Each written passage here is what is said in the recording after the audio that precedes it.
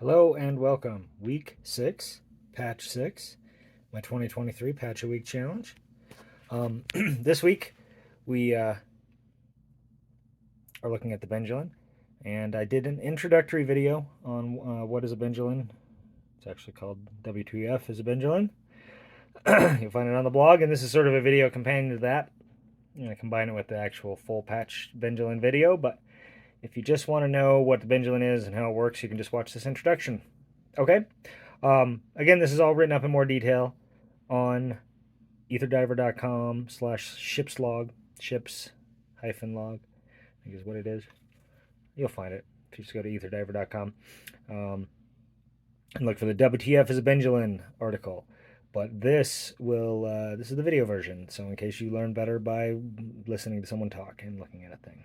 Okay, so real quick, let's go through the Benjalin. It is a full voice Eurorack synthesizer. It's also available as a standalone. This one's obviously in Eurorack. It's a chaotic feedback machine is really what it is. But let's just go through the parts here and we'll talk about how it works. So you got two oscillators, oscillator 1, oscillator 2. You have a filter. It's a resonant multimode filter. Okay. And then the other thing that stands out, which I'm sure you noticed that I skipped over here in the middle, is this weird thing called a rungler. Now, I know, you probably know what a filter is. You probably know what oscillators are, but you might not know what a rungler is. As a matter of fact, if you are not a fan of Rob Hordijk or the Benjalin specifically, you probably do not know what a rungler is. A rungler is a chaotic circuit that, it's a shift register based circuit that takes values from the oscillator and derives a value from them that it then feeds back into the oscillators. Okay? What that means in practice. Okay, so shift register. I've explained this before, but consider it as a series of buckets. Each bucket can hold one value. Buckets are on a conveyor belt. Conveyor belt moves. Each time it moves, it decides if it wants to change the value in the bucket, dumps the bucket and adds a new value to it, or if it just keeps the value in the bucket. Values are read out of the buckets at the end of the conveyor belt. Okay? Okay. So, in this, given that system that I just described, this is the oscillator 2 is the clock for our conveyor belt, as you can see here. If you watch these LEDs as I turn this clock up, they move faster and faster, and then they just light up solid because they're moving so fast your eye can't follow them. But they are moving, I promise. You see? Okay. It's our clock. That clock determines, moves the rungler determines at what speed this second oscillator is sampled. Okay? So every time the clock ticks, the rungler decides if it's going to sample oscillator 1. If it does, it samples a value from the oscillator 1 triangle wave, reads it into the rungler circuit, moves it along the line. Rungler can hold 8 or 16 or 127 values. You can move it 2 spaces for each clock tick or 1. That's what these do. It outputs. You can also clock it externally if that's what you're into. Okay. So then neither output of these oscillators goes to the filter. Instead, the two oscillators are compared with a comparator, and a wave is generated based off that, and that wave is output to this filter. And the filter itself can be controlled by the rungler.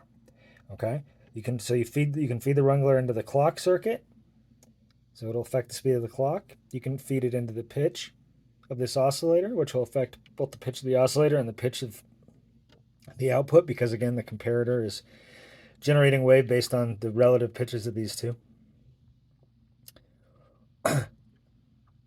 It obviously affects the value being sampled, the rungler would, because it's going to affect the pitch, which this is what's sampled. Okay, so what you get here is this big chaotic feedback machine where it can fall into these states of equilibrium and then fall out of them with equal ease. It sounds chaotic. It sounds nuts. It's a pretty crazy machine. I'm going to plug it in real quick. Just plug in one output and so we can hear it real quick. See how crazy it can get. No reverb or anything. Do a low pass output. And here, I'll go straight to the output.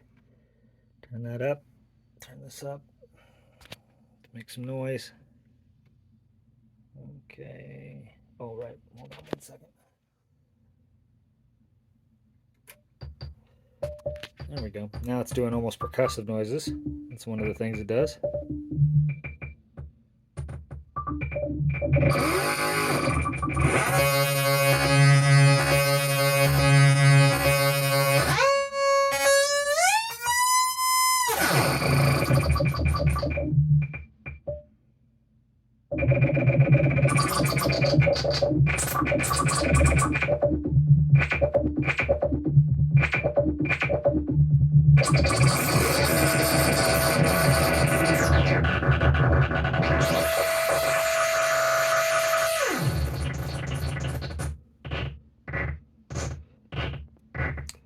Anyway, the danger every time I turn this thing on is that I end up playing with it for 25 minutes and forgetting what I was doing. But the point is, you can see, it makes some pretty wild noises. And we'll get into the patch more, and you'll hear some patch examples. And of course, we got a track coming out at the end of the month. So that's it. Let's jump now to our little magic fingers. We're going to jump to our full Benjalin patch. And 3, 2, 1. Okay, so now that you understand a Benjalin, let's look at this Benjalin-centric patch. All right, we're going to start at the Benjalin because, you know, that's where everything's coming out of. Okay, on the audio side, we have low pass and high pass and the band pass are all going to become one voice. The low pass and high pass, as you can see, those go into this mixer, top and bottom, and then come out here. See, color coding, light blue.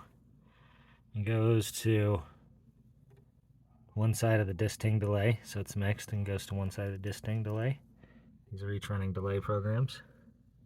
Clockable delay, program B3, or B4 rather. Then, the band pass output. Okay, that's the other side. Just go straight to the other side of that delay. And then that delay feeds the Mimeophone. So I got a different delay length running on each side. You could run them on the same length, but I like doing different. And then the Mimeophone goes to the mixer. The mixer goes to the reverb. Reverb goes out of the system. Okay, so that's part one of our voice. Is left-right split between the bandpass outputs on one side, bandpass output on one side, and a mix of high pass and low pass, which is a bandpass of sorts as well on the other side. Okay?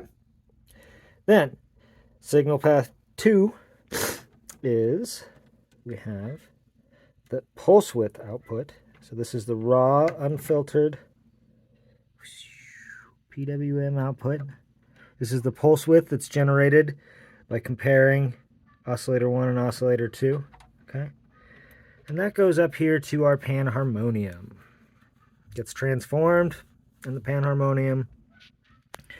And we didn't actually do anything special with the panharmonium voice. It just comes out here, straight into the mixer. Oh, I'm sorry, that's not true. It goes into the FX aid, where it has a chorus into a reverb. And then that reverb signal goes into the mixer, goes into chain reverb for even more reverb goodness. So it ends up being pretty reverberated. And then out to the system. Okay, so audio-wise, that's it. It's just a panharmonium voice that's based off of the pulse width output. And then this left-right voice that's based off a mix of the other three outputs. Low pass, high pass on one side, band pass on the other. What this is really interesting is all the modulation. Now, someone on Mastodon, which is my preferred social media outlet, made an offhand suggestion that I split one CV output across multiple inputs, sequences or other inputs for this patch. And I thought about that, and I knew I wanted to do a Benjalin patch, and so I decided that the Benjalin, in addition to providing all the audio, would provide all of the modulation. But to keep it interesting, we ran that modulation through a bunch of utilities and wackiness to derive a bunch of other different values from the modulation. So first thing we did here, the first output that we used to generate modulation is the Rungler output. Remember, this is the sequencer output, essentially. This is a sequence of stepped voltages is what comes out of here. Okay. We have one of the Rungler outputs going to the panharmonium. It's controlling the frequency, center frequency. So as that sweeps around during this patch, basically what it is the output of this emphasizes different frequency bands. It's kind of it's like a filtering effect of sorts. It's not an actual filter effect, but of sorts. Okay. And then the other output of the Rungler goes into the function here, and the function's acting as a slew limiter. So it takes the step voltage from the Rungler and slews it. It slows it down. So what you get is, instead of sharp changes, when you slow down something that changes abruptly, you get a ramp of some sort. So triangle waves, sawtooth wave, some kind of ramped wave. But every time it gets a new value from the Rungler, it's going to attempt to go to that direction and match to that. So it can make quite complex waves, really, is what it boils down to. And I've got this pretty slow. As you can see, I've got these knobs turned past clockwise, or past 9 o'clock, 12 o'clock rather, I should say. Both the top and the bottom past 12 o'clock. Right. And then the output of that I split. I got the positive and the minus. Positive goes to CV1 control on here, which I have controlling the number of voices. And then CV2 is controlled by one of the negative outputs. And I have that controlling waveform selection. So if it's sawtooth, sine wave, etc. And again, these will be kind of swept through in opposite directions. So you get more voices. This one's on the number of voices, so from 1 to 33. I've got it biased on the low side. So positive values push it up, and negative values can push it down to 1 pretty easily. And positive, hopefully we can get all the way up to 33. I don't know if it ever does, but it provides a neat sort of thickening and thinning effect as it goes up and down. And then this negative one here, again, CV, that goes into the waveform select, so you can get anything from sine, double sines, triangles, and this is the kinds of waveforms that the oscillators are using to recreate the spectra. Pretty complex, but it basically just means that we get spectral changes over time, and it's pretty nice. Okay. The other outputs of that, one of those goes to, one of the negative outputs goes to this mixer and controls the level of the one of the sides, either the low pass or the high pass of this. The other side is controlled by this function logic over here, which is the positive side of the Rungler slew output. And what is the orange is, oh yes, the triangle output of the clock waveform, the second oscillator, the clock one. So that's a mix of those two, and or a max, mix and an or, which is a max value of the two. This is the two logic things I have going out there. So lots of derived values. If you're lost, I'd highly recommend the text version of this to puzzle all this out. Okay, yep, then we have this triangle output, and I think the last non-audio output on here is I used one of the trigger outputs. I could have used the XOR, but I just used one of the expander outputs, and then do another slew limiter to generate just another slewed voltage. That one I used to control the rise and fall of this to give it some variation on the slew here. So the speed at which it slows down the Rungler output changes based on another Rungler derived output, more feedback machine. And then, is there one more place this is used. It is used elsewhere as one. Oh, right, of course.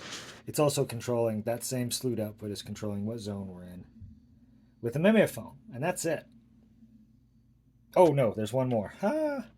One more Rungler output. Our Rungler slewed output is also... Oh, no, I'm wrong. Our logically derived output, this is actually not doing anything. You can take that out of there. Our logically derived output here, this comes from our logic on our... So this is the max. It's a mix, I'm sorry, it's the mix of the triangle wave and the Rungler derived, the positive output from the Rungler slew. And that goes into here, and we get the rectified signal, just the positive signal from that. And I use that. Attenuate it a little bit here and in here to change the feedback. Oh no, the density. I have it on the density. Not the feedback, but the density. Okay, so that's controlling the density control of the reverb. That's it. That's the patch. Sounds like this.